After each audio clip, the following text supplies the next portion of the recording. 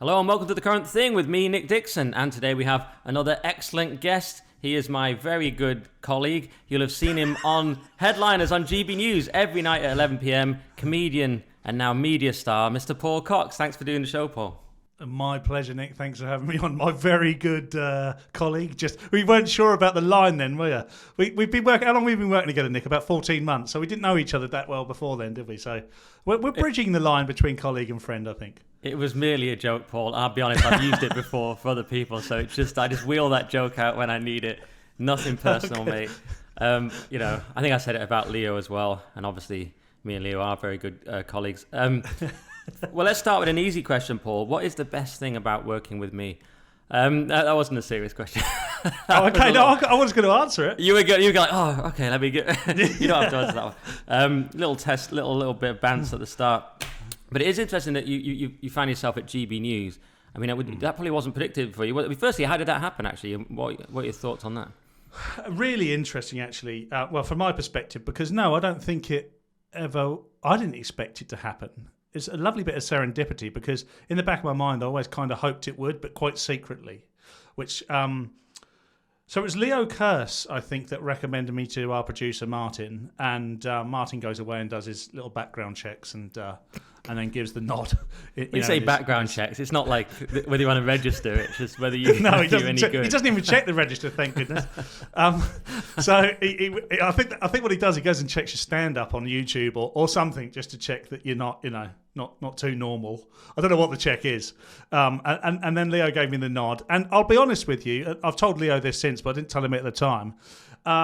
I had a bit of trepidation at first because I was like, I really want to do it, but what will people think of me if I do it? And by people, I just meant other colleagues in our, other comedy colleagues that really I have absolutely nothing to do with, and why would I care what they think anyway?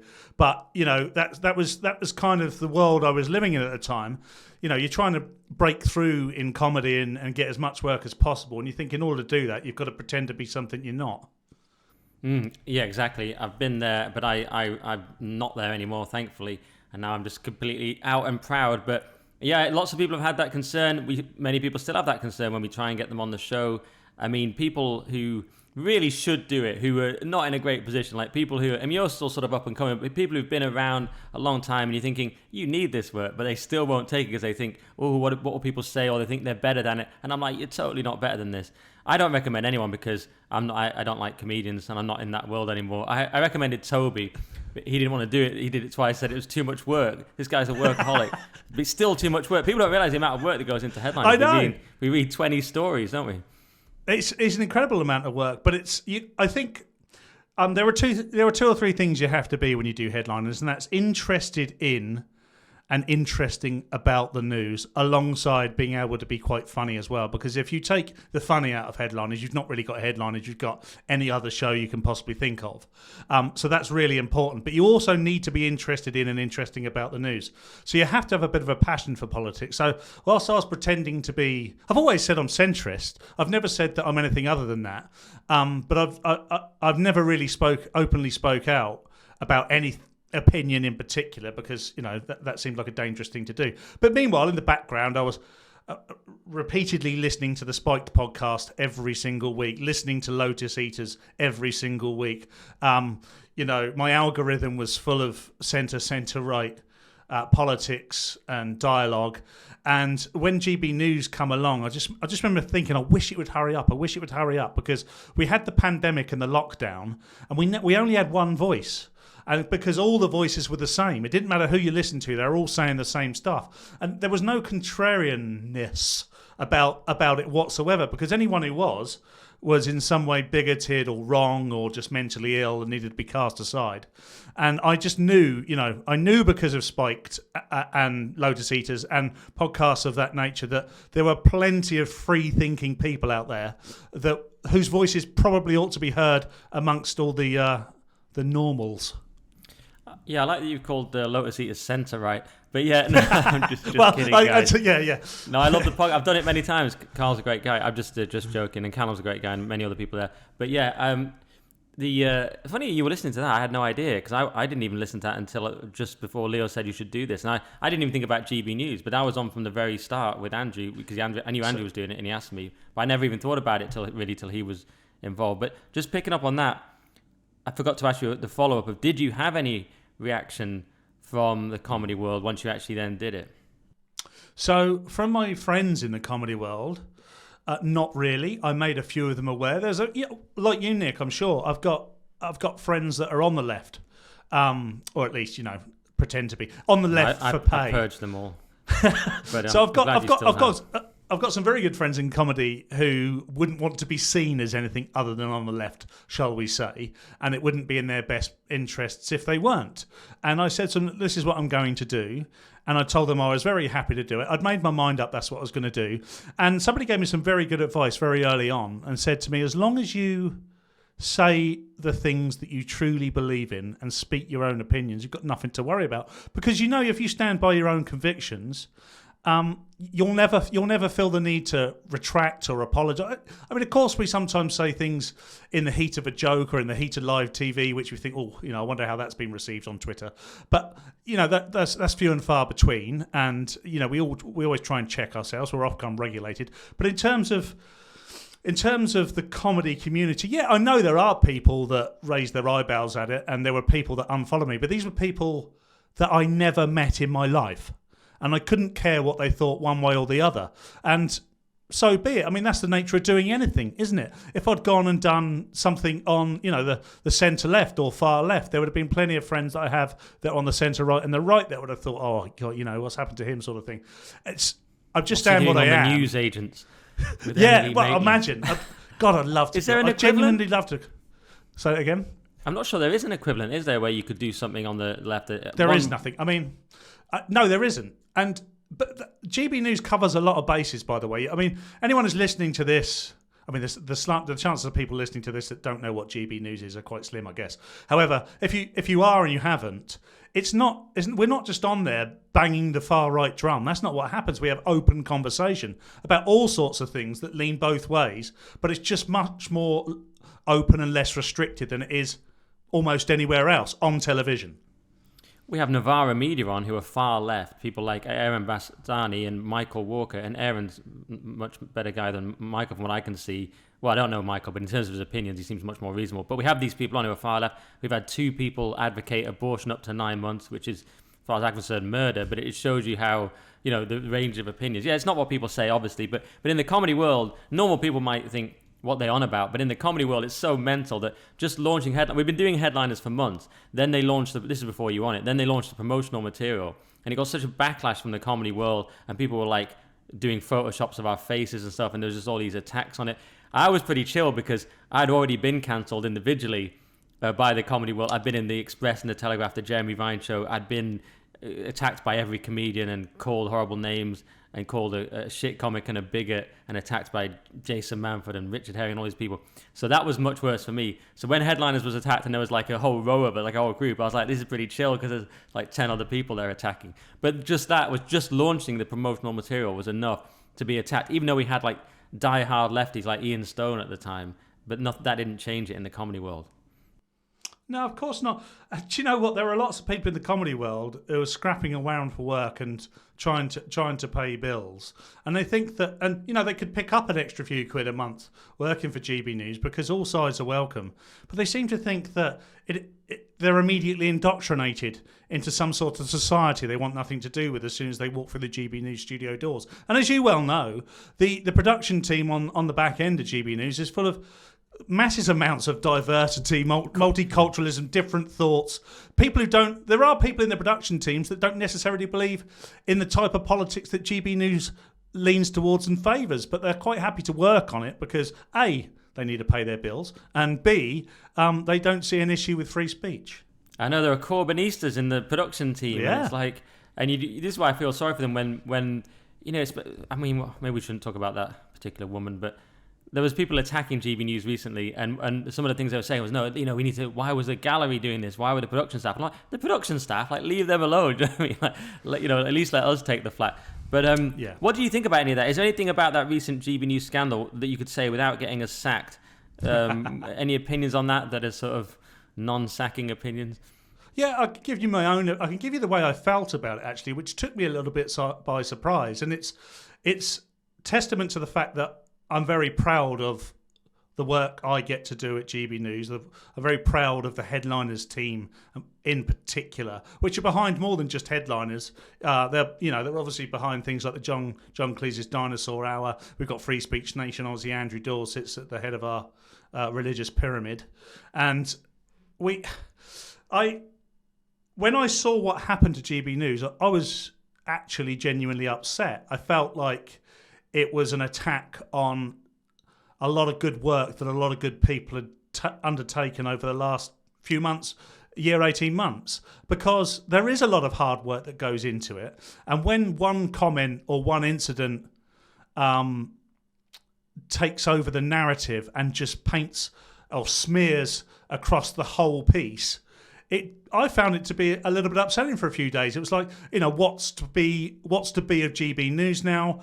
I'm not so worried about what the people who never watch GB News think, but I was starting to hear people who actually do watch GB News seem to be disheartened by it and thinking, oh, this is a shame because we're really, and let's not forget this, we are really building something at the moment. This isn't me trying to market or sell GB News. You don't have to listen to me on this. You can go and find the statistics for yourself. And I think it's one of the problems we've got at the moment is we're growing slightly too big for our boots than others would like us to. We're getting more Ofcom complaints because more people are watching and they don't like us. And, we're on the precipice, I think, of really starting to become a real legitimate television station. And, I don't say that in any way to undermine any of the work that's been done. It's just I think people see us as kind of a little bit of a funny thing that goes on in the background. But all of a sudden, we're becoming more and more legitimate. Yeah. And some people, of course, are going to be disappointed that the presenters they like have gone. And that is unfortunate. And I get some of these comments, when are you going to quit, Nick? I'm not supposed to quit every time a presenter goes, I'm supposed to quit in solidarity. I love that. People telling me I have to quit my job. And I say I love it. I mean, it's the thing I hate most in the world because it's like, it's so nice. I'm like, you quit your job first, mate. Why don't you do that? I get these comments. But and why would I tried, sorry, Nick, to talk over you on your most marvellous podcast. But somebody has said a similar thing to me also. And it's like, well, who do you work for? And one of them said, BT. And I said, well, if there was a director at BT that misbehaved himself and it found its way into the local newspapers, perhaps drink driving, or maybe his girlfriend was a little younger than the police would like her to be, would that mean you should step down? I'm not suggesting any of the things that happened on GB News were as bad as that, by the way, but would they step down? Of course they wouldn't. They want to, they enjoy the work they do, hopefully, and it helps them pay their bills and raise their family and all that good stuff. So why would you? And, I don't know Dan Wootton especially well. Obviously, I know him as a colleague, and he's never been anything other than polite to me. And I've never really got to know Lawrence Fox at all. I don't look at these as actions of these people personally, but we do ultimately represent the channel, and we have to do what's good for the greater good of the channel, I think. Okay, yeah. Well, whatever you say on this topic, it's going to annoy someone, but yeah, that's the thing that just really bothers me is with the people saying I have to leave my job. And it's like, one, and it's not that I'm just like all about the money or something, but one, I've signed on in Biker in Newcastle, one of the roughest parts, with no hope and prospects and nothing in my life. Not with a trust fund in the background. That's been my actual life, all right? And I've had a fight on the Shields Road on the way to Biker. Literally, this has been literally my life. Street fights and signing on, going, what am I doing? Despite being clever, because just being just not being lost in the world as a young person. And I'm not saying I had it harder than lots of people, but I was just like, what am I doing? And that's been my life. And it's like, you comparing me to people who have money behind them, and you're like, oh, and I'm supposed to quit because it's completely obscene to me. But even if that wasn't, even aside from all money, it's like, I'll quit when something violates my principles, not your principles, random Absolutely. dickhead on the internet. You know what I mean? If someone says to me, Nick, you have to go on tonight and say abortion is good, then I will never do it. You know what I mean? Just a silly example. Or, if that was a speak out against Jesus or Christ or something. It's not going to happen. But that's the beauty of GB News. That's very, very unlikely to happen. Look, we don't need to discuss the details of what happened with Lawrence and Dan. That's all out there. I think when I said I felt a sadness, it wasn't because of something they did. It was because of the way it affected something I've grown to really like, which is GB News, the team, especially the headliners team.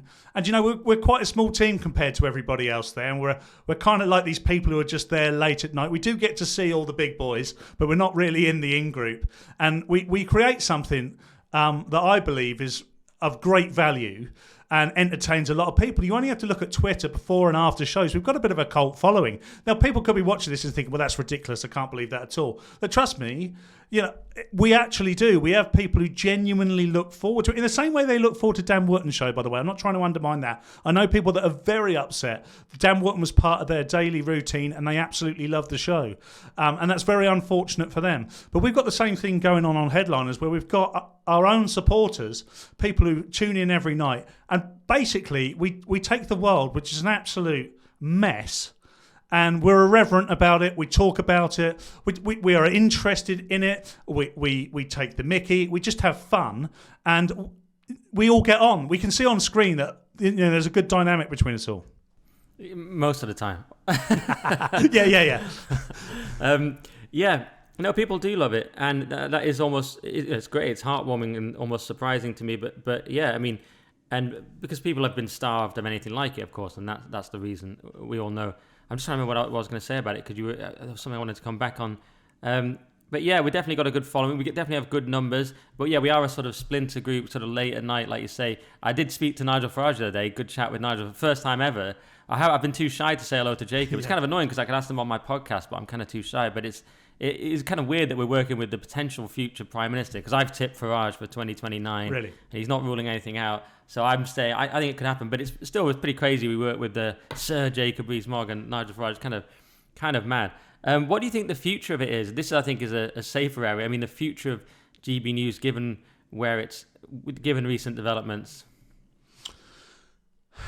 There was a time during that sort of few days where it was definitely a little bit shaky. I thought, I don't know what the future holds for GB News. There are a lot of loud voices saying it's over for GB News. I didn't necessarily listen to them. What we got then was we very quickly identified the people from either side of the political spectrum who'd rather GB News wasn't there. That became immediately clear to me. A lot of people who like GB News kept very quiet. It didn't seem to affect them in any way. And I'm talking about supporters and fans of GB News. I'm not talking about people who work on GB News, because obviously we were obliged legally to stay pretty quiet. Yeah, why would we inject ourselves into that issue? But I think the future is relatively safe for GB News, and it's not because of what's going on right now. It's because, and I know it's our mission statement, it being the People's Channel, but it really is, in many cases, the People's Channel. Just by being on there myself, I've introduced family and friends of family and friends of mine and friends of theirs to GB News, largely via Headliners and Free Speech Nation, and then they've gone on to watch more and more. And it's not that they hated the BBC or Sky News, it's just what they were used to. Like yourself, probably, Nick. Growing up, I was a BBC kid. Those are the things I listened to. I always watched and listened to the BBC over any other channel. I always thought it was superior. But I think there is a real space for GB News now. And I think as long as we, within reason, stay on track, there'll always be a space for us. What I'd like to see is some of those sponsors that are worried, concerned, just putting that to one side. There's absolutely nothing that GB News can do that's going to shake their product at all, I don't think. Yeah, I personally see it going, and this is not inside information or anything, this is just what's out there. I personally see it going in a sort of Telegraph TV direction. I don't mean a literal rebrand, but I mean, if Sir Paul Marshall is thinking about buying the Telegraph, and he'll have GB News as a big backer of that, and then you notice we've got Christopher Hope now from the Telegraph. He's very good. We've got Camilla Tominey.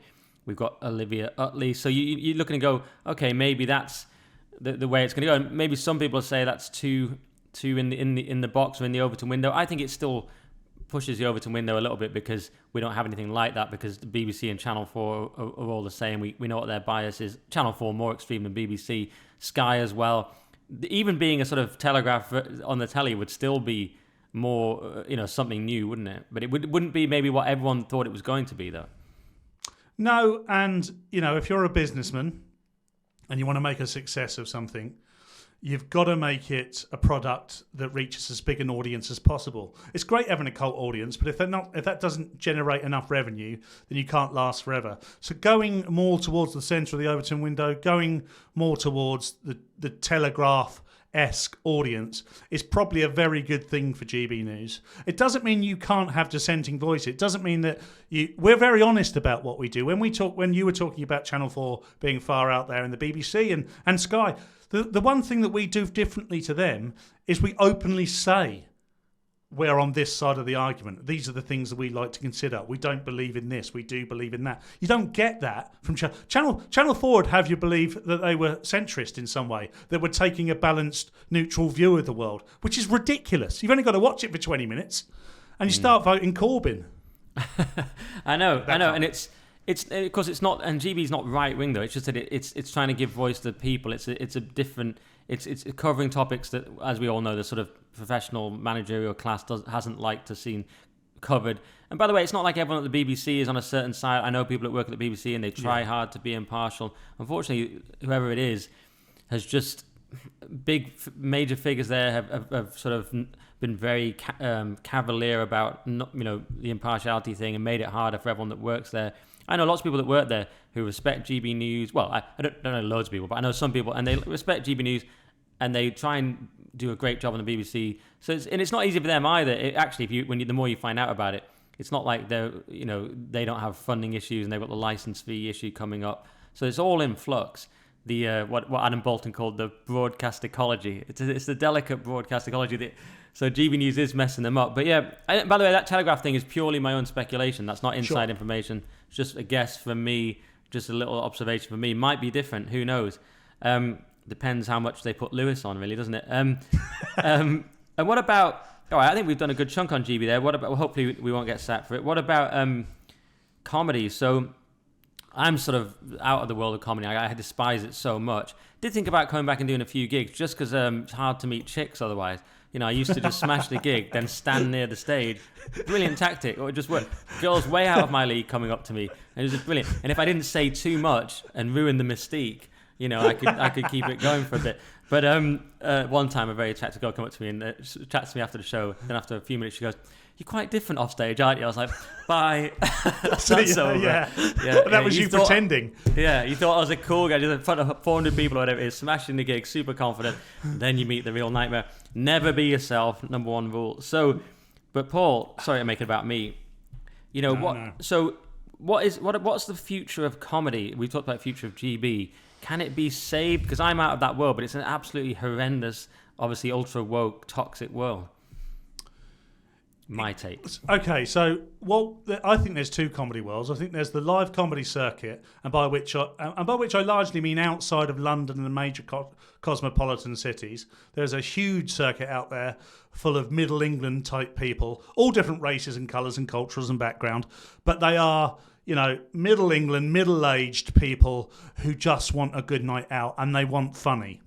And, they don't want to be offended. And, that only very few people, by the way, can do sort of edgy type comedy. There's a reason why there are very few people at the top of that tree, because you've got to be incredibly clever to get the balance right. And as we know from someone like Frankie Boyle, for instance, who at his absolute peak was as edgy as edgy could be and extremely funny, and was basically told, it's obvious. I mean, I'm sure he'd disagree, but he was basically told, you can't do that. You've got to do this if you want to carry on making lots of money with mainstream television. And, if I was in his position, perhaps I'd have done the same thing. I don't think he's lost all his edginess. I just think he's very careful now. He self-edits, and I think there's probably some comedy lost as a result of that. However, I run some comedy clubs. It's called Epic Comedy, and I've got sort of 20 venues across most of the counties in the south of England, and I see the comedy circuit, the live comedy circuit in particular, is thriving. And a bit closer to home, if we look at what Unleashed is doing and how popular those nights are, and you treat it like a guard when you go to those nights, and that's because they believe they're getting something a little bit outside of the norm. I don't think they do, actually. They get a pretty standard but good level of comedy. What they don't get is an agenda or some narrative or a woe is me victimhood type comedy thrust down their neck. Now, if people want that, of course, there's millions of places in central London and Brighton and Manchester where you can go and get that. And you can basically hear all the things you want to hear. But for me personally, when I curate a comedy night, I curate it through diversity of comedy, not diversity of skin colour or culture or religion or something like that. I'll choose choose 3 acts that are talking about very different things. And if you do that, you do end up with cultural diversity anyway, because you need that in order to hear from different people from different backgrounds. But what you don't need to do is you don't need to go, I need to have one of those and 2 of them and some of that. You don't need to do that. People aren't interested in that. What they're interested in at a comedy night is how cheap is the beer, can I park for free, and will I laugh? And if you put all those 3 things together, they'll keep coming back. So there's always been that. There's a future. Goal. Yeah. Sorry, Nick, what I should say is I believe there is a strong future for comedy. And I think actually we're in a bit of a heyday at the moment. It doesn't always feel like it. It feels like comedy's under attack. But I think behind it all, when you just wipe all that away, I think we're in a bit of a heyday at the moment. Interesting. Well, heyday seems strong. But yeah, there's definitely a... You know more about it than me because I'm now a bit out of it. But you should be in it, by the way, Nick. I'd love to have you on. I mean, I never gigged with you, and I have gone back over the time working with you and looked at some of your videos of the past. And you're a very funny guy. And there are people that don't like GB News and maybe even don't like you, Nick, who begrudgingly say Nick Dixon's a good comedian. Yeah, some say that. Yeah, because I mean, I did do it for 11 years, and I did do, the weekends at the Comedy Store, which was considered the pinnacle of the club circuit. I did Comedy Central. I did, smash clubs like Top Secret. People say it's quite easy to smash, but I've done gigs in Dubai and all these places and done well everywhere. Yeah, I mean, that was my whole life. But I despise the comedy world so much. They literally don't deserve my humor. I mean, they just don't deserve my talent. So. They just put up complete walls. You're in this business where you just felt there's no chance for me here because of who I am and my immutable characteristics, and which was confirmed to me in that message that I foolishly shared and got cancelled for. But although I took the guy's information out, so I didn't want to be attacked. But yeah, when someone said to me, "You can't get the gig because you're a straight white man," but that was just a microcosm of what was happening throughout the industry. You wouldn't be able to get an agent anymore and all that kind of thing. And you don't have to comment on that, but you do talk about the difference between the club circuit really and the TV world. It was always the case that people smashed the club gigs, but TV people had no interest in them. They were separate things, and I got sucked into the club thing quite early because I was, after just a year of doing open mics, I was signed by the Comedy Store, so I was doing all the club stuff very early, and a lot of people, it takes them quite a few years to even get there. But it was... that put me into that different world, whereas and I can never really understand that other world. You do the Edinburgh Festival, which I always despised and hated the experience, and then you somehow get onto it. I never really understood it. It didn't appeal to me. I was just looking for... We talked to Andrew Lawrence about this on a previous episode of this show, and he was just looking for a meritocracy and just somewhere he could, prove himself, and that's very much what I was looking for. I think I'm still looking for it in life. Just an area where it really is completely merit, more like a sport or something. That's all I've ever been looking for, because you sort of want to test yourself as a man, as a person. You just sort of naturally want to test your ability, but the comedy world takes that away from me, because in advance this is not a meritocracy. Oh, absolutely, and because of something quite untangible like a political view. And by the way, there are such things as political wins, and they do change, and politics is very fashionable at times. So it's right on to be left on or whatever it might be. It only takes a slight change of the wind, and you've got all these people that have said I'm right over here or left over here, whatever it might be, and all of a sudden their views aren't as fashionable anymore, and they're going to have to scrape to get back. Because I know for a fact there are definitely people out there that pretend to be more woke than they are. Absolutely pretend to be more woke than they are, and they do for pay, and I completely understand it. I do respect it. I don't disrespect them for that. So some of these people have got to support families, so it makes perfect sense to try and hit the niche, to try and make sure you can get as much work as possible. And I know people that, on the diversity spectrum, for instance, whether that might be culture, religion, skin colour, whatever it might be, sexuality, have definitely played on that. And why wouldn't you? You've got to make the most of what's available to you. However, in the end, I think it's all a meritocracy, whether it's being on a panel on television, or whether it's being on stage as a comedian, whatever it might be. At the end, the best stay. No matter what way they think, no matter what way they do. People like Andrew Lawrence, for instance, should be much more prolific. Now, I'm always pleased to see when he's doing his own talk shows and stuff like that. We should, if you go and watch Andrew, he's a top-notch comedian in the same way that you were when you were doing it. A couple of comments here and there that are slightly different to what other people would like. Shouldn't make any difference whatsoever. It certainly wouldn't make any difference to me. I've got a lot of control over the bookings, and I make sure I put on whatever. A lot of people actually say to me, and I do mean a lot of people, not just exaggerating. Many people have said to me, "Why don't you do a headliners, epic comedy night?" And I would gladly do it. The only reason I've never done it is because Unleash exists, and I feel like that's Andrew's baby, and none of us would be doing this without Andrew, so I don't want to tread on any toes. But at some point, I'll have a chat with Andrew and say, if you don't want to go to deepest, darkest Dorset with Unleashed, can I with it? Or not Unleashed, but can I take some of the headliners crew and see what he says? Yeah, Comedy Unleashed, founded by Andrew Doyle and Andy Shaw, in case anyone doesn't realise, and that's a Andy comedy Shaw. night. No, probably most people do. But you're right. I mean, and we can talk about Comedy Unleashed, which I have some views on maybe. But I was interested in that point you made about the political winds can change. I don't know if they ever really do in the arts, but it is interesting, isn't it? We've got a comedy world where, with this recent conflict, I'm not going to necessarily make you talk about it if you don't want to, but in terms of the response in the comedy world, it's the safe thing in comedy, I pointed out this, to be immediately just speaking out pro-Palestine immediately after Hamas attack. And you can be pro-Palestine, but it was like the timing of it and the way you do it, and that's actually safe in comedy. Whereas what's edgy is to be Jeff Norcott saying he voted for Theresa May. I just find that so absurd.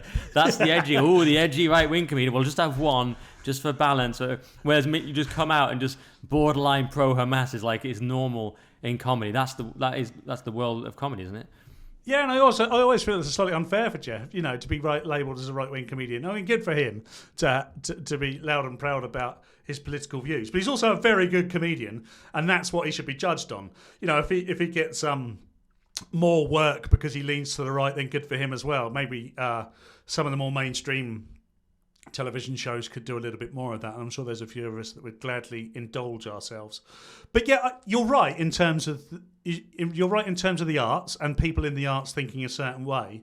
But at the end of the day, there's a reason why certain huge comedy shows of the past no longer exist, because they just let them sail on the winds. They didn't say what was good, what was bad for the audience. In fact, it feels to me like the audience is the last thought.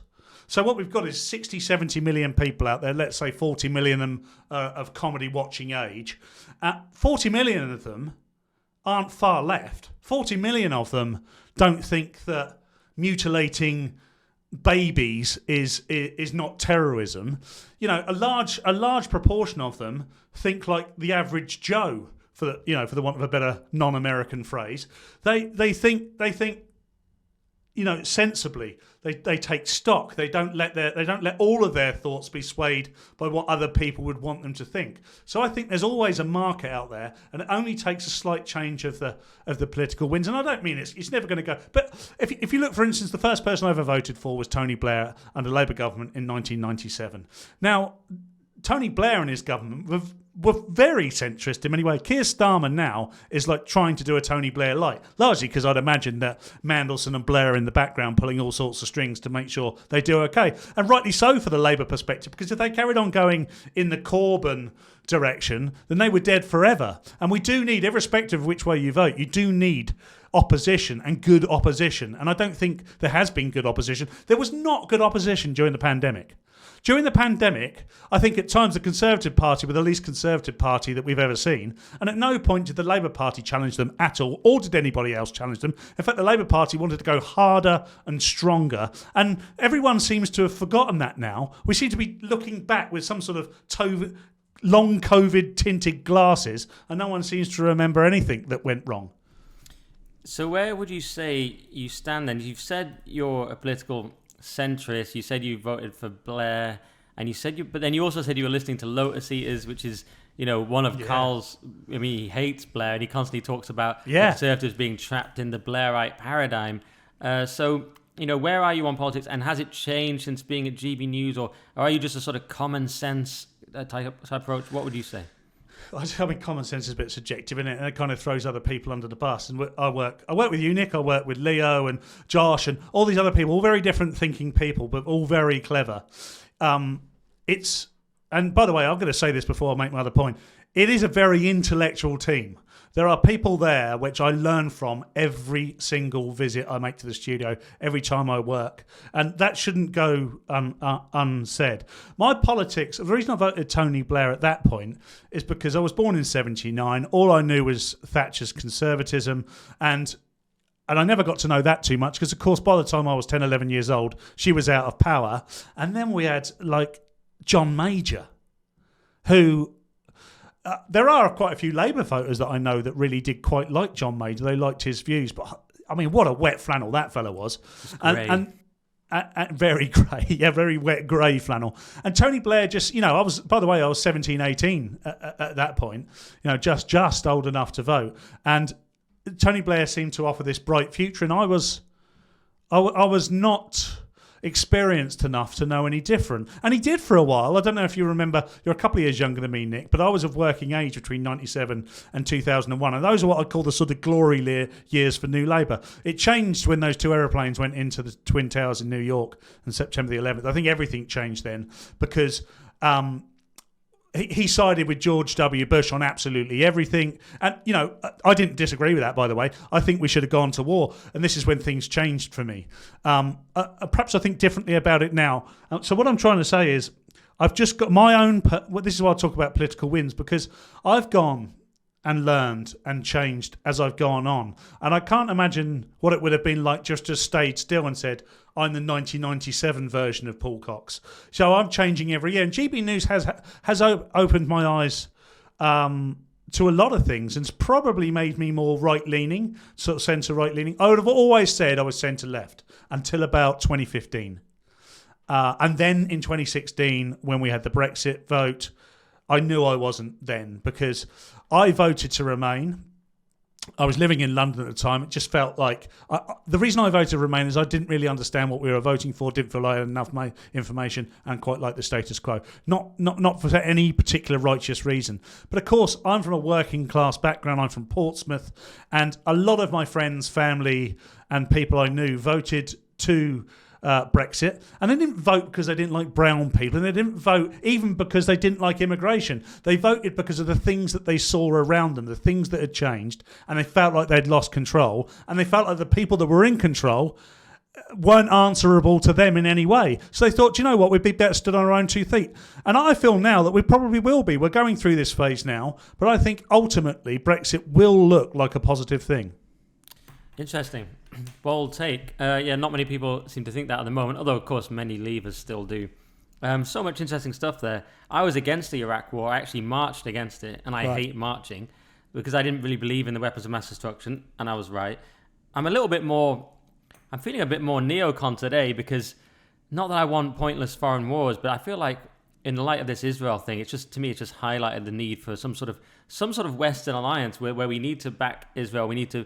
And even Ukraine, where I've been a bit unsure, I'm coming around a little bit to Leo's view. People will hate me for this, some people on this channel. But I'm thinking we need to actually have some sort of real alliance. But the problem is that the rot is so deep within the West, that neoliberalism has basically been infected by this decolonization stuff.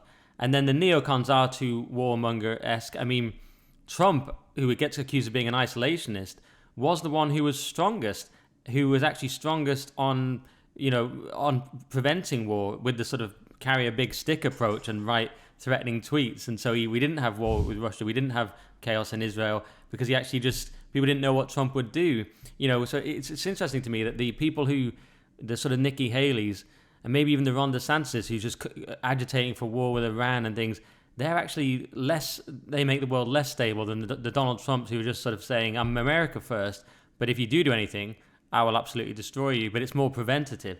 I've been thinking about it a lot in my head because I'm not an expert on geopolitics by any means, but I'm thinking, where's it going to go? Because we have people now in every country who hate us and want to destroy us. Do you have any thoughts on that? It's quite a controversial one. You mentioned Starmer. Starmer just released a thing today as we record where he's had a 5-point plan of action, and it's incredibly bland and boring. And one part of it is about energy. He seems to sort of hint at like nationalizing energy, I think he meant, and everyone being able to have a chance, which they already basically do. So it's kind of Labour nonsense. He doesn't mention immigration at all in it. And I thought, he doesn't mention illegal or illegal immigration. I thought, that is interesting.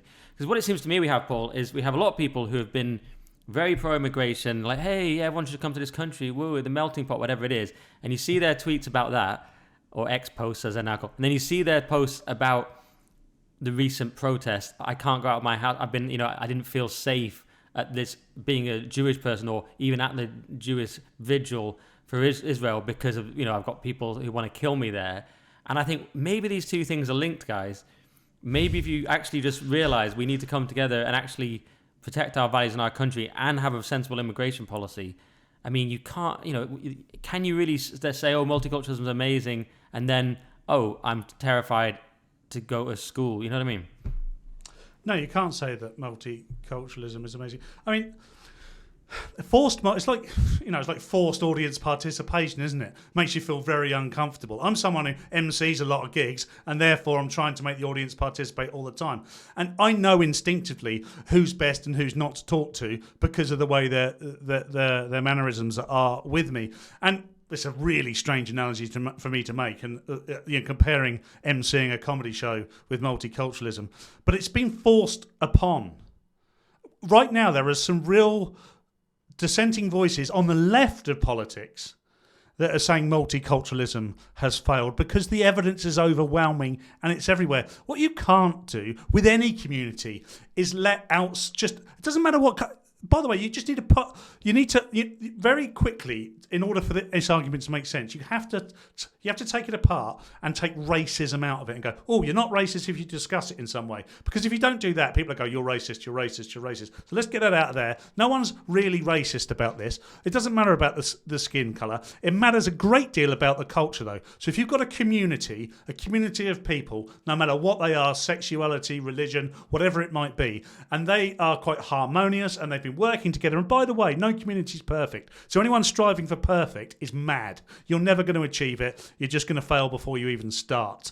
But if you've got a community that's largely homogenous, largely harmonious, largely working together, and then you just keep pummeling it with new people, and there's no rules for these new people. They can just go in. They can do what they like. You end up with what we've got in Germany, Sweden, the UK, the United States of America. You end up with what you haven't got in Poland and Hungary and places like that, where they've stayed on the right and said no. They said no to it. Now, I'm not sure how comfortable or uncomfortable I am with that at all, because I don't see a problem with multiculturalism light. We all work, have friends, been in the company of people that are very different from us, and learnt a great deal from it, enjoyed that experience and remain friends to this day. But at the end of the day, it's because we all meet on a certain level. When you put all these people in and everyone's on different levels and no one's integrating, whether that be the white person that's not integrating with the brown person, whatever it might be, let's look at it from a different perspective. Unless people come together and they apply an agreed set of rules for that society, for that community, and everybody sticks to it, you end up with what we've got now. Just massive division. Huge division. And if in 100 years' time they're watching this and they think, where give me 5 minutes that explains this period in time. Look at the reaction to Hamas from the left. So essentially, they've been unable to isolate the situation in their mind. They've been unable to say this is let's look at this incident on its own merit. Okay, let's forget the context for now, because if you do, as soon as you start adding whataboutery, you'll say oh, there's 40 babies being murdered, and then someone will go, what about? And all of a sudden nobody's talking about the fact that 40 babies have been murdered. That's okay, because what about this? No, you have to look at it in isolation, and you have to be able to call it out. It's terrorism. It is 100% terrorism. The BBC are cowards for calling them militants. Militants lead unions. Militants don't parachute in and kill babies. So we shouldn't be able... It doesn't matter what side of politics you're on. You shouldn't disagree with that. In fact, if you're intelligent in any way, you just go, yeah, that's not right. I mean, I agree with the plight of the Palestinian people, but now I can take that argument because I don't believe that everybody in Palestine is a Hamas supporter in the same way that everybody in the UK is a Conservative supporter. Just because there's democracy and they've been voted in, it doesn't mean that everybody can be tarred with that brush. But for some, honestly, I cannot logically put it together. There are people on the Queers for Palestine. That's all I'm going to say. I mean, Queers for Palestine, do they understand? Do they understand what they're asking for? Do they understand that if they stood with that flag in Palestine, then they wouldn't be stood there very long? And if they can't see that, and they can't see what the problem is, then they're never going to learn. And I think we just end up with this perpetual motion of negativeness that we're seeing right now. The queers can be for Palestine, but Palestine is not for the queers. That's the issue. Agreed. Yeah, so much there. I mean, it's what I think is it's a dual threat of on this issue of the intellectuals who've paved the way for the horrors we're seeing now. We see the Ivy League universities in America are kind of having demonstrations on campus that are kind of bordering on pro-Hamas kind of vibes, and we saw people like Rivka Brown at Navarra Media, these intellectuals saying it was a day of celebration when we saw the horrors. And people, by the way, will say, oh, the babies thing is not proven or something. But it's like, at this point, we're arguing about levels of rape and murder. And it's all, to me, it's like, can we agree they're horrific? Hamas are horrific either way. So, but we've got these people, these intellectuals with this decolonization nonsense. And there's a great episode we've done with Doug Stokes, who wrote the book against decolonization. So I urge everyone to listen to that. but they've paved the way intellectually. Then you have the people on the ground who are just people shouting "Gas the Jews" at a I don't know what you call it. You can't even call it a protest, really, some kind of vicious rally.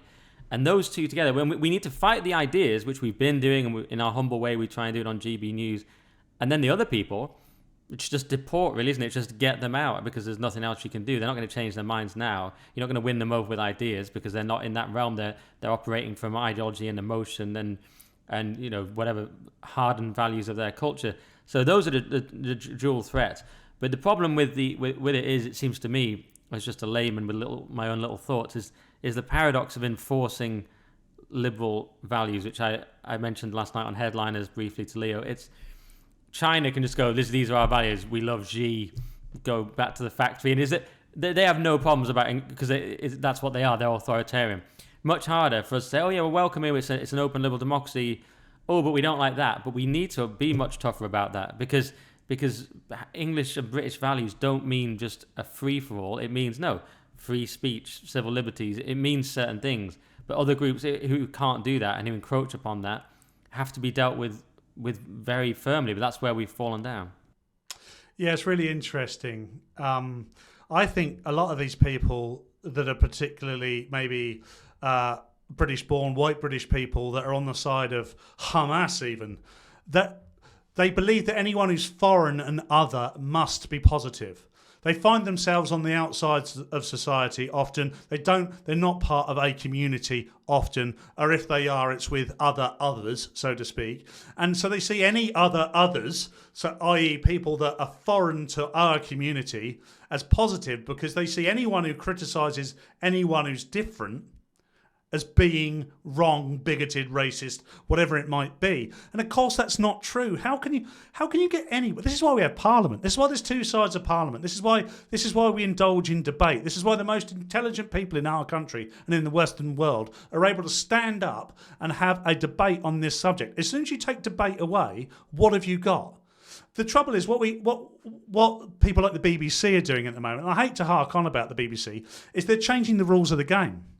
You know, if you've got someone who's legally a terrorist group in UK terms, i.e. Hamas, and then you refuse to call them terrorists because it might upset somebody, you're changing the rules. You're saying, we don't agree with the law. You're saying, but we might hurt people's feelings. And you end up with this problem now where history is going to look back at this moment for the BBC and say, they should have at least stood up and said that was a terrorist attack, and then dealt with the other things, because there's lots of other things to consider. I hate to see what's happening to Palestinian families. Again, children, women, all these people that are being killed, quite frankly, aimlessly, in a retaliation. At no point is anyone going to stop. And I'll say this, and I really do mean this. I think that if the Israelis stopped retaliating, ultimately they would be wiped out. But if the Palestinians stop retaliating, I think there'd be chance of peace in Israel and in the Middle East. And there's some sort of Good Friday brokering of a deal. But I genuinely think that it's only the Palestinians that are saying they want to eradicate Israel and they want to eradicate the Jews. So I don't think Israelis on the whole are saying that. Now, again, I'm not completely educated on this stuff, but just from what I've learned in my adult life, it would appear to me that the main aggressors when it comes to killing are Palestine. Now, of course, that I'm not being remiss here. Israel have far encroached on the West Bank. So they were given something in 1948 and they've kept encroaching and they've done it through force. And that is against international law. So they're going to have to stop that. But if they can rein that in and the Palestinians can stop slaughtering, we might have a chance of peace.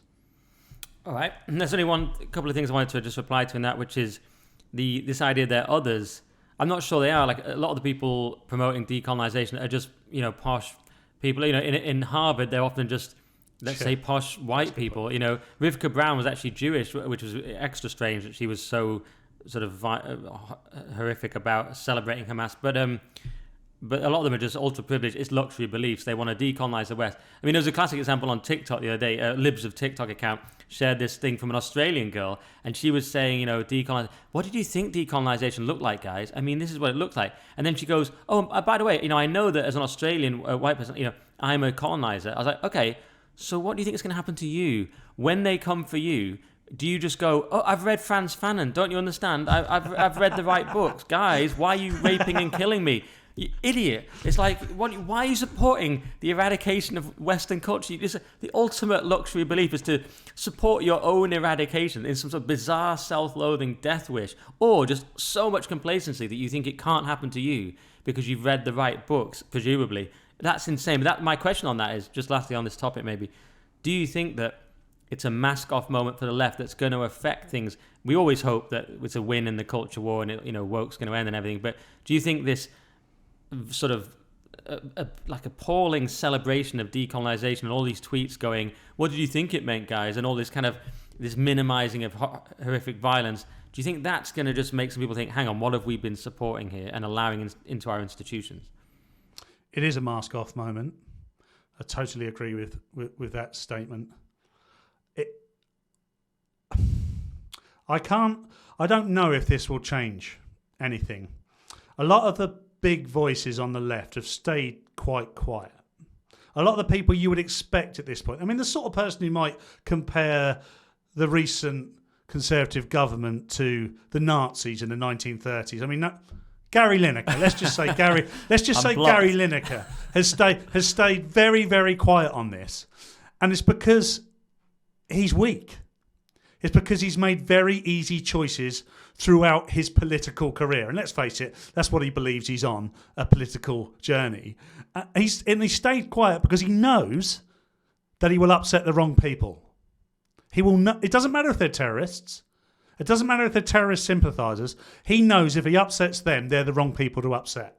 But he can upset some other people because they're the right people to upset, because you're not going to get the backlash. And that just exposes for 1 minute the impenetrable bubble that these people sit in. That the BBC has changed its whole policy to fit around Gary Lineker to be able to tweet. A guy they pay £1 million a year to talk about football matches on a Saturday night has changed policy for the BBC so he can say what he likes on Twitter. And when he gets a time to actually talk about Nazism or fascism of the type that you saw in 30s and 40s Germany, he's silent. And he's silent because he's a coward. Yeah, he's now blocked me, so perhaps he's tweeted about it today. I wouldn't be able to tell you, but I doubt it. He, like you say, he's been on this political journey. He's been commenting absolutely everything. Jonathan Pye put out a disingenuous tweet about it. It's like, oh, now you want him to comment. It's like, well, Jonathan, these are the rules that you set up. He actually called Tom, isn't he? But these are the rules that you set up. Yeah. You were commenting on everything. Now, no comment on this.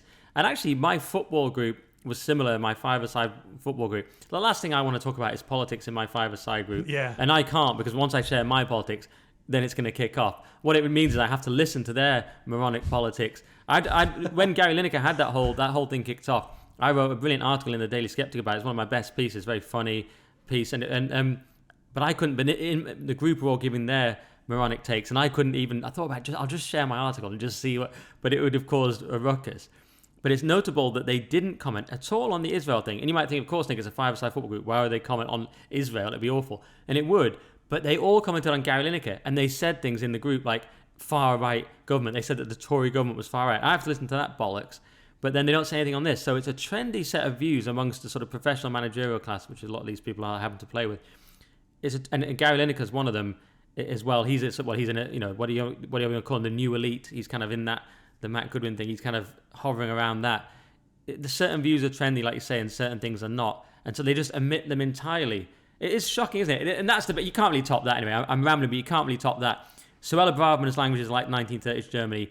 Actual murder of Jews is not worth commenting on. Yeah, so you can't. I mean, nothing to see here. No, it's so shocking. Anyway, I talked too much there, Paul, but I want to ask you before you go, because we've done 55 minutes, but I want to ask you something you might not talk about much. You said to me, which is family stuff, and I just wanted to ask because you've been with the same woman since you were 18, if you don't mind me saying, and you've been in the same marriage. And to quote Sean Penn in the movie The Thin Red Line when he speaks to Jim Caviezel about his religious beliefs, you're a magician to me. How have you done it? Because I sometimes regret it. I sometimes think, I could have just stayed with the same person who I still know, and like I could have just done that, and but I couldn't. But it just, the reason I want to ask you as well is just because I'm interested in you, but also that we've got this thing in the moment about red pill versus tradcon and the destruction of relationships. Meanwhile, people are just still going on having normal relationships. So I just wondered what your take on that either was personally or in the macro.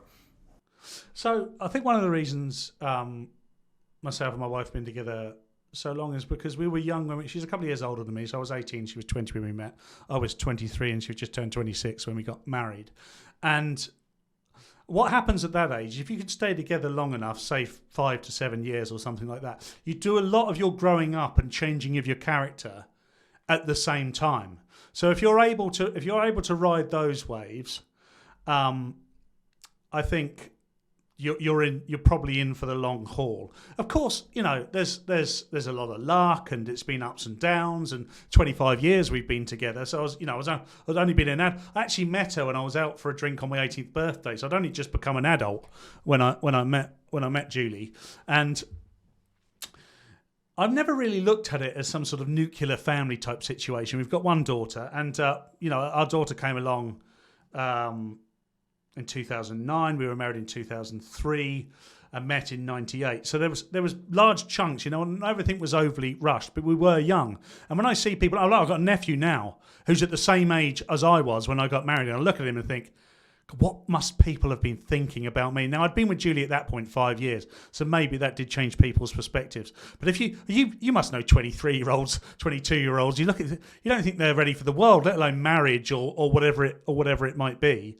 I guess it's quite traditionalist, and I am quite a traditionalist. So it comes from a background. I come from a background of people that stay together, and I find that that's very lucky as well. And it is luck, and there's nothing wrong with people splitting up. But I think if you come from a background where people have stayed together, come what may, you see the benefits of that.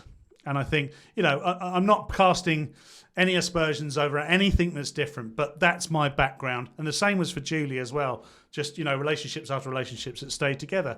And we saw the benefit of staying together. We bought a house young. So what it meant was I had my first mortgage when I was 20. So I'm now 43 and I'm not quite mortgage free, but I'm in a bigger house than I ever would have been if I'd started on the property ladder at 30, let's say. Because again, it was luck. I just rode a certain wave in the housing market where there was a little bit of boom and bust, but it's generally just been boom. And my first house was £78,000. And I was earning at that point £15,000 a year. Now, that ratio is quite good. Obviously, Julie had a salary as well, similar sort of money, I believe, at the time, from what I can remember. That ratio doesn't exist anymore. So again, that's lucky. If you earn £15,000 each now, you can't buy an £80,000 house. In fact, for an £80,000, you could barely buy a BMW now. So some people might want that, and some people do that, don't they? But I was very traditional, and I think I always suffered quite a bit with anxiety and things like that. And the things that made me safe, I made me feel safe at least, I kind of clinged on to. And a relationship and Julie were definitely one of those things. Interesting. No regrets. Absolutely no regrets at all. Well, that's beautiful to hear. I mean, it's the relationships that cause me the anxiety, sadly. I mean, I just envy and applaud you for that. I mean, but it's so interesting that, yeah, you just had it together that young to get the house. And so you say it's luck, but it's also that you had your shit together that early, and that's impressive. And it's just a great story to hear that people are still doing that. My life's been much more complicated and rocky. I'm from a background where everyone stays together, like you said, but I'm just unfortunately a big weirdo. And by the way, my 18th birthday, I didn't meet someone after having a nice drink. I had my 2 drinks. It's not spiked, but I was forced to drink 2 dirty pints and then spent the rest of the night puking and passing out because that was the North. No, my friends were horrible. Why do you think? This is why I've ended up like this, Paul. You think like, you know, if anyone, I'm so nice actually when you think about how horrible it was for me growing up in the North. You know, literally spat on. You are a nice bloke, though, Nick. I don't know what. Thanks, I don't know what opinion you've got of yourself, but you are a genuinely nice bloke. And I will say this: you've been very supportive of me at GB News, coming into somewhere like that. And there's a lot of there's a lot of ego. There has to be. You think about the backgrounds that we've all got. You know, we're all people that are essentially pushed ourselves to the position we found ourselves in with hardly any support because there is none. It's just basically you fall down, you pick yourself up, you fall down, you pick yourself up, you try not to make the same mistake again and you go forward. And you're basically meeting people that are in their early 40s that have done that hundreds and hundreds of times and are relatively self-assured with a large lump of sort of anxiety and depression behind them because why wouldn't we? We've all been comedians. And you've all, this goes for a few of you, but you in particular have been extremely supportive to me, Nick, and made my life. You've allowed me to be me on GB News, and I think that's why I've stayed there. I've not had to pretend to be anything other than me. Well, thank you very much. That is great. And you've been a great asset to the team, Paul, and very easy to work with, which can't be said about all of us, not even me at all times. But the worst thing about me is I get a little bit overwhelmed sometimes with the stress of live TV, but I never try to be nasty. And I really don't have much of an ego, actually, I don't think. Maybe that's wrong. Maybe I do. I just tend to think this is best. Sometimes I think what I think is going to be it will be for the best, but there's just so much evidence that that's true. I mean, I've got the Weekly Skeptic podcast, almost 30,000 listeners a week, which I've shaped the whole thing. So I just think if I'm right, I'm right, and this is how it should be done. But I don't tend to do things just for getting my own way. No, and by the way, ego is a positive thing. I know it's often used as a negative thing. I see this as kind of an existential meta thing. Everyone's got an ego, and a certain amount of people are freer to let their ego to rise, and some people like to keep it down a bit. But ultimately, I've never met a successful person who hasn't had an ego, because in order to be successful, you have to believe in yourself. And we're surrounded by people who believe in themselves because they have views that are slightly different to the norm, views that could get them in trouble. Like yourself, if you didn't tell people that your Daily Skeptic podcast had 30,000 viewers, who else is going to do it? You're the person behind it. You need to tell people that. Obviously, the viewers can see that, but there'll be other viewers who don't even know it exists and can see how popular it is just because you've said it. So it is a positive thing. When I say about egos, you think of megalomaniacs, but that's not what I'm talking about. What I'm talking about is strong-minded, positive, bold people who can be annoying sometimes. That's well put. I'm wondering to ask you more about the relationship stuff, but maybe I'll ask you I'll tie in 2 questions here because I don't want to go too long. But I sometimes ask. As long as you like. Well, okay. Well, let me ask you this then: are you worried about your kids? You have kids, right? Otherwise, this question. I have a daughter. I have a 14-year-old daughter. Yeah. Okay. Oh, okay. I was just wondering if you were worried. Well, are you worried about the general? Well, I sometimes ask people, is Britain finished? And, so I'm wondering what you think about the future of Britain and the future of, especially with people who have children, what the future of the country is, woke schooling and many other issues we face. So the Britain that you and I knew growing up in the 80s and 90s is finished. And you often hear people say things like, weren't the 90s wonderful? And I don't remember at the time feeling that they were wonderful because I was a teenager. I turned sort of 10 at the end of 89 and 20 at the end of 1999. So that was my decade, 10 to 20. And of course, there's a lot going on in your world when you're a teenager. So I don't remember. But looking back, obviously, rose-tinted glasses, nostalgia, all those good things. The 90s felt like a very free time compared to now. And I think a lot of other people believe that too. But then again, our parents who would have been born in the 50s or whatever, their world no longer exists. So the world that Sophie's about to inhabit is new to her and new to us, but she'll know no different and she'll grow into it. One thing I will say is the young adults that I know and the teenagers that I know, when it comes to some of this woke stuff, they're not bought into it. They're not bought into it at all. That you're not born that way. That has to be nurtured. In order for you to believe some of those things, that has to be nurtured. You have to be told that that's true and that's not true. So if people are left to their own devices, and quite frankly, both Julie and I, when it comes to political stuff and maybe the trans debate or things about woke ideology, we let her come to us. We listen to what she has to say about it, and we don't necessarily say that's wrong and that's right. We just ask her what she thinks and we listen. Now, if I thought something was going to be dangerous to her, and I don't think woke ideology particularly is dangerous, or the trans debate is particularly dangerous. Now, of course, it is for the people involved. If you can have your genitals cut off at 9, that's pretty dangerous. But for Sophie to ask the questions about it, I don't mind hearing what she has to say, because I think we all go through sort of an ideological period in our teens and early 20s, and inevitably she's probably going to go through that too. She talks about feminism quite a bit. It's a subject they discuss at school quite a bit now, in a way that they wouldn't have done when you and I were at school. So I'm not concerned about what Britain looks like, as long as she's growing with it and as long as she maintains an intelligent, free-thinking mind.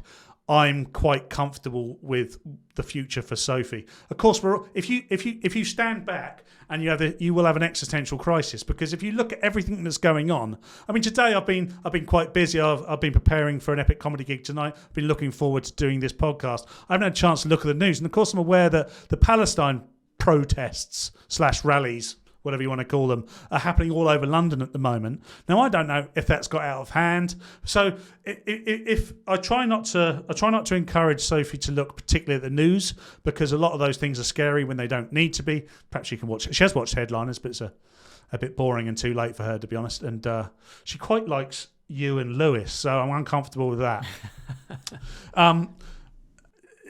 But I'm not too worried about her. I think as long as she remains to be quite free-thinking and intelligent about things, I think she'll find her way.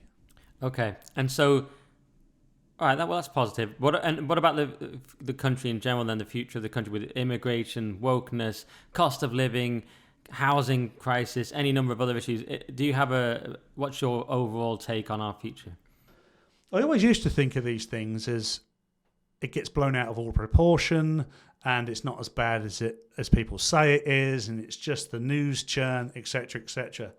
But for the first time in my life, just probably this year, maybe since the pandemic, maybe the pandemic changed things, I've definitely started to think we're on the precipice of big change.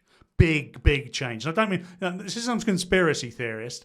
I'm not some conspiracy theorist, and this isn't a theory.